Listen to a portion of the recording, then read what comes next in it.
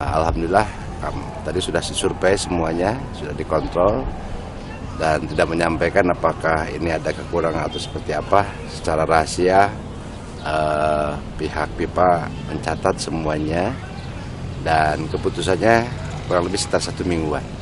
Nah, mudah-mudahan 1 minggu ke depan kita sudah ada keputusan apakah Sejalak ini menjadi tuan rumah untuk pipa usia 17 atau tidaknya.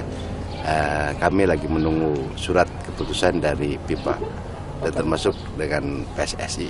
Berarti keputusan yang ditinjau apa aja?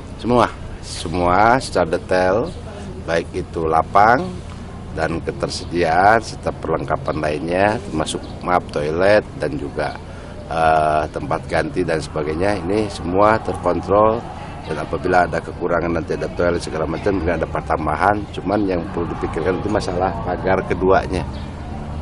Sehingga nanti parameternya ya nanti apakah misalkan disimpan di pinggir seberang jalan atau ditetapkan yang ada terus yang di dalamnya teras yang dipakai pagar atau seperti apa, nanti kita lihat setelah ada keputusan dari pipa.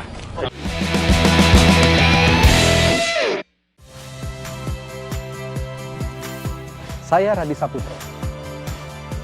Saksikan program-program Kompas TV melalui siaran digital, pay TV dan media streaming lainnya. Kompas TV, independen, terpercaya.